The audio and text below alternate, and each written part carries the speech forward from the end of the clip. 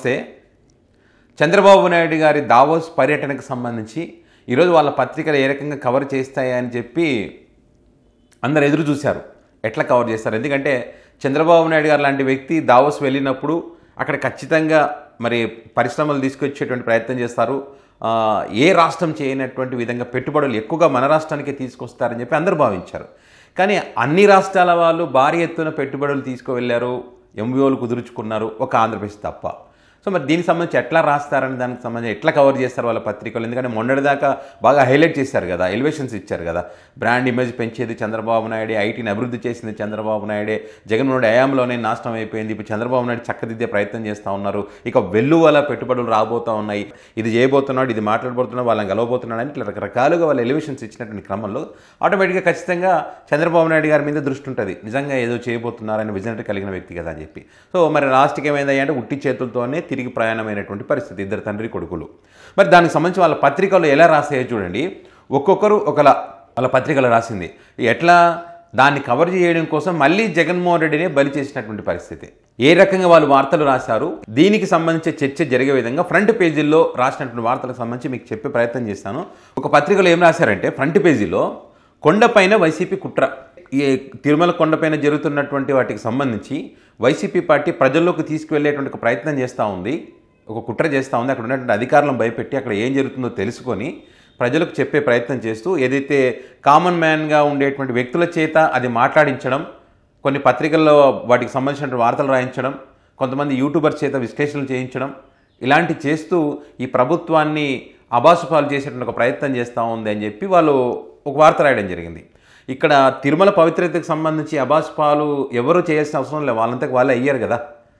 తిరుమల లడ్డు గురించి మాట్లాడి వాళ్ళే అబాసుపాలు అయ్యారు, సనాతన ధర్మం గురించి మాట్లాడి వాళ్ళే అబాసుపాలు అయ్యారు, అదేవిధంగా మొన్న జరిగినట్టు తొక్కిసలాటకు సంబంధించి వాళ్ళే అబాసుపాలు అయ్యారు, విచారణ చేస్తూ ఉంటే దాన్ని ఆపి అబాసుపాలు అయ్యారు. వీటికి సంబంధించి ఖచ్చితంగా ప్రజలకు తెలియాల్సినటువంటి అవసరం ఉంటుంది. ఇందులో విచిత్రం ఏముంది? అక్కడ జరుగుతున్నటువంటి తప్పులు ఏం జరుగుతుంది, ఆ తొక్కిసలాట ఎందుకు జరిగింది, నిజంగా లడ్డులు కల్తీ జరిగిందా, ఇవన్నీ కూడా ప్రజలకు తెలియాలి. నిజంగా మీరు చెప్పినట్టు కొండపై ఈ రకంగా చేయాలని ప్రయత్నం చేస్తున్నారంటే ఖచ్చితంగా ఈ ప్రజలకైతే తెలియాల్సినట్టు అవసరం ఉంటుంది. ఇందులో తప్పేం లేదు. సో ఆ రకంగా వాళ్ళు ఏదో జరగబోతుంది, కుట్ర అనగానే, కొండపై కుట్ర అని టైటిల్ అనగానే మరి ఏదో కుట్ర చేస్తుందేమో అనుకునేటువంటి ఒక ఆలోచన కలిగించేటువంటి ఒక ప్రయత్నం చేస్తారు ఇక్కడ.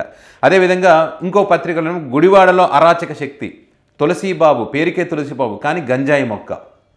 టీడీపీ పార్టీ అధికారంలో ఉన్న, ఈ కూటమి అధికారంలో ఉన్నా కూడా ఆయన హవానే నడుస్తూ ఉంది. వెనిగండ్ల రాముకు అంతా తానే చూస్తున్నాడు, షాడో ఎమ్మెల్యే.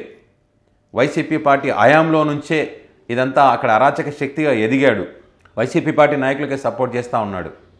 రఘురామకృష్ణరాజు కేసులో ఏదైతే గుండెల మీద కూర్చొని బాధాడని చెప్పి, కొట్టాడని చెప్పి, పిడిగుద్దులు గుద్దాడని చెప్పి ఏదైతే రఘురామకృష్ణరాజు చెప్పారో, ఈయనను అరెస్టు చేసినటువంటి పరిస్థితి. కావాలని కుట్రలు చేస్తూ ఉన్నంట గుడివాడలో. అంటే రాష్ట్రంలో ఒక విధ్వంసం సృష్టించే విధంగా ఈయన ప్రవర్తన ఉందని చెప్పి ఎమ్మెల్యేలందరూ కూడా ఆయన పనులు అంటే ఈయననే కలవాలని చెప్పి అట్లా గుడివాడలో అరాచక శక్తి అని చెప్పి అది ఫ్రంట్ పేజీలో రాశారనమాట. ఇప్పుడు అధికారంలో ఉన్నది ఎవరు? చంద్రబాబు నాయుడు గారు అధికారంలో ఉన్నారు. మరి అక్కడ గుడివాడలో ఎమ్మెల్యే ఎవరు? టీడీపీ పార్టీకి చెందినటువంటి ఎమ్మెల్యే. ఈ వాటి గురించి రాయకుండా తులసీబాబు వైసీపీ జమానా, వైసీపీ హయాం ఇట్లా రాస్తూ ఉన్నారు. మరి అదేవిధంగా ఇంకో పత్రికలు ఏం రాశారంటే ఇది కూడా తిరుమల కొండకు సంబంధించే, గదుల్లో గోల్మాల్ గోవింద. ఇక్కడ మొన్న వెంకయ్య చౌదరికి ఏదైతే బ్యాడ్ నేమ్ వచ్చిందో ఆ వెంకయ్య చౌదరిని కొంచెం ఎలివేట్ చేస్తున్నట్టు రాసినట్టుగా అనిపిస్తుంది. ఇందులో ఏదో గదులకు సంబంధించి గతంలో ఏదైతే దాతలు ఉంటారో, డోనర్స్ ఉంటారు కదా, ఆ డోనర్స్ 20 years వరకు వాళ్ళ లేఖలు చెల్లుతాయంటే, తర్వాత చెల్లవు. అట్లా చెల్లనటువంటి లేఖలకు సంబంధించి కొన్ని గదులు బుక్ చేయడము, వేరే వాళ్ళకి ఆ రూమ్లు ఇవ్వడం జరిగింది. అట్లా చాలా వరకు సొమ్ము దోచుకున్నారు జగన్మోహన్ రెడ్డి జమానాలో అని చెప్పి, పైన జగన్మోహన్ రెడ్డి జమానాలో అని చెప్పి లోపల మాత్రం దళారులు ఏ రకంగా చేశారు, అధికారులు ఏ రకంగా చేశారు అనేది రాసుకుంటూ వచ్చారు. వాళ్ళు ఒక వార్త హైలైట్ చేశారు, ఫ్రంట్ పేజీలో రాశారు దీనికి సంబంధించి. ఇక్కడ ఇది ఎట్లా బయటపడిందని చెప్తానంటే, వెంకయ్య చౌదరి ఈ తిరుమల పవిత్రతను కాపాడడం కోసము విచారణ చేస్తున్నటువంటి క్రమంలో ఇవన్నీ బయటకు వచ్చాయని చెప్పి వెంకయ్య చౌదరిని హైలైట్ చేసేటువంటి ప్రయత్నం చేస్తారు. ఇక్కడ మొన్న డ్యామేజ్ అయింది కదా, ఇప్పుడు కవర్ చేస్తూ ఉన్నారు. ఇక్కడ పర్మిషన్ లేకుండా అనేక షాపులు ఉన్నాయి. చైర్మన్ గారు వెళ్ళే దారిలోనే, మరి వెంకయ్య చౌదరి గారు వెళ్ళే దారిలో కూడా అనేక షాపులు ఉన్నాయి రెండు వైపులా. మరి పర్మిషన్లు ఇవ్వకుండానే పెట్టారు. కోట్లల్లో దోచుకుంటున్నారు కొండపైన అని చెప్పి.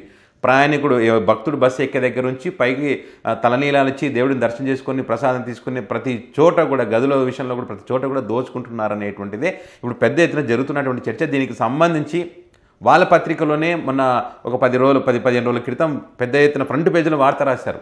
కొండపైన ఏ రకంగా కుట్ర జరుగుతూ ఉంది, ఏ రకంగా వీళ్ళు దోచుకుంటున్నారు, అధికార పార్టీ అరాచకాలు ఏ రకంగా తయారయ్యి దీన్ని పట్టించుకోవాలి, దీని మీద దృష్టి పెట్టాలి, మరి కొత్తగా కొత్తగా సంతకం చేసినటువంటి బాధ్యతలు చేపట్టినటువంటి ఎవరైతే బిఆర్ నాయుడు ఉన్నాడో ఆయన కూడా అక్కడ జరిమానాలు విధిస్తాను ఎందుకు విధించలేదు, ఇట్లా వాటి గురించి రాశారు.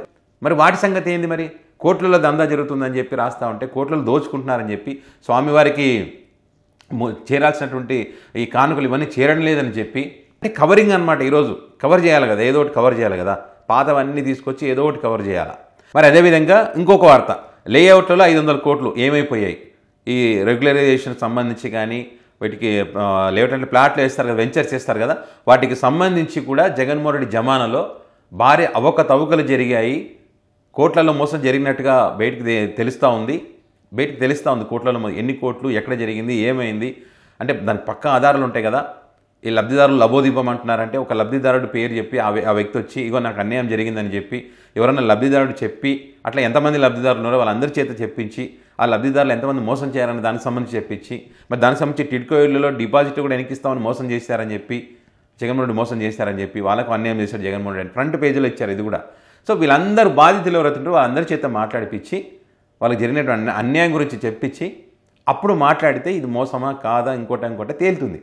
ఇప్పుడు మీ కూటమి ప్రభుత్వంలో దోచుకుంటున్నటువంటి పరిస్థితి ఏ రకంగా చూస్తున్నాం, భూములు ఏ రకంగా దోచుకుంటున్నారు, ప్రభుత్వం నుంచి చూసినటువంటి ఇండ్లు ఆల్రెడీ వాళ్ళకి ఇండ్లు ఉన్నా కూడా ఇండ్లు వాళ్ళకి ఇచ్చేటటువంటి ప్రయత్నము ఇదంతా జరుగుతూ ఉంది కదా. మళ్ళీ దీనికి సంబంధించి మన రాయం, భూములు దోచుకునే దానికి సంబంధించి మన రాయం ఇది ఈరోజు కవర్ చేయాలి కాబట్టి ఈ రకంగా కవర్ చేశారు. మొత్తానికి చంద్రబాబు నాయుడు గారు దావోస్ పర్యటన ఫెయిల్ అయింది కాబట్టి వీళ్ళు మళ్ళీ ఫెయిల్ అయినా కూడా మళ్ళీ కవరింగ్ ఏపీ బ్రాండ్ ఇమేజ్ని 5 సంవత్సరాల తర్వాత పెంచినటువంటి చంద్రబాబు నాయుడు అనేక మందితో మీటింగులు మాట్లాడడం జరిగింది, వివరించడం జరిగింది, ఏపీలో పెట్టుబడులు పెట్టడానికి ఉన్నటువంటి అవకాశాల గురించి చెప్పడం జరిగింది. 2030 ఆ ప్రాంతం వరకు భారీగా పెట్టుబడులు వచ్చేటువంటి అవకాశం ఉంటుంది, ఏపీ రాష్ట్రం కోసం తపన పడ్డారు, ఆ తపన కళ్ళలో కనిపిస్తూ ఉందని చెప్పి ఆ రకంగా వాళ్ళు మాట్లాడుకుంటూ ఆ రకంగా వాళ్ళు కవర్ చేస్తున్నటువంటి పరిస్థితి. ఒక పక్క తెలంగాణ రాష్ట్రానికి సంబంధించి వాళ్ళ పత్రికల్లోనే రాశారు, మహారాష్ట్రలో ఎన్ని పెట్టుబడులు వస్తున్నాయో మనం జాతీయ పత్రికలు మనం చూస్తూ ఉన్నాం. అన్ని పత్రికల్లో 1000 కోట్ల పెట్టుబడులు పెడతా ఉంటే ఒప్పందాలు కుదుర్చుకుంటే దీనికి సంబంధించి ఎక్కడ కూడా లేదు. కనీసం అవును ఎందుకు రాలేదు, ఏం జరిగిందనే దానికి సంబంధించి కూడా వాళ్ళు చెప్పేటువంటి ప్రయత్నం కానీ ఎక్కడ చేయలేదు. ఇది రాష్ట్రానికి సంబంధించిన విషయం కాదు, ఒక పార్టీకి సంబంధించినటువంటి విషయం కాదు కదా, రాష్ట్రానికి సంబంధించిన విషయం, రాష్ట్ర భవిష్యత్తుకు సంబంధించిన విషయంలో రాసే వార్తల్లో కూడా ఈ రకంగా రాసి ఇట్లా ఒకరిని బలిపశువును చేసి వీళ్ళని కవర్ చేసుకోవడానికి అవతల వ్యక్తిని బలిపశువును చేయడం ఎంతవరకు కరెక్ట్ అంటారు చెప్పండి. పైగా మళ్ళీ టీడీపీ పార్టీ అధ్యక్షుడు వైసీపీ మాయలో పడొద్దండి అని చెప్పి ఆయన ఒక చర్చ. మళ్ళీ వైసీపీ వాళ్ళు ఎవరు పడ్డారు, వైసీపీ వాళ్ళు ఎందుకు పడతారు? మీరు కొట్లాడే మీరు గొడవ పడి కూటమిలో మీరు కొట్లాడ పెట్టుకొని మీరు లోకేష్ డిప్యూటీ సీఎం చేయాలని చెప్పి మీరు మాట్లాడుకొని మీరు గొడవ పడి వైసీపీ వాళ్ళలో పడొద్దంటే ఖచ్చితంగా ప్రతిపక్ష పార్టీగా ఉంది కాబట్టి మీలో ఉన్న వైఫల్యాలను ఖచ్చితంగా ఎండగడతారు వాళ్ళు. పడొద్దు అంటే మీరు జాగ్రత్తగా ఉండాలి, మీరు కరెక్ట్గా ఉంటే వైసీపీ పార్టీకి అవకాశం ఎందుకు దొరుకుతుంది? మీకు చేతగాక మీరు చేసుకోలేక అవతల పార్టీని మాట్లాడడం, అవతల పార్టీ వ్యక్తులను బలిపశువులు చేయడం, మీరు మాత్రం సేఫ్గా ఉండాలన్న ఒక ఆలోచనతో వాళ్ళకి ఇష్టమైనటువంటి ప్రభుత్వం అధికారంలో ఉంది కాబట్టి వీళ్ళు ఈ రకంగా వార్తలు కవర్ చేసినటువంటి పరిస్థితి. సో దీనిపైన మీ అభిప్రాయాన్ని కామెంట్ రూపంలో పెట్టండి.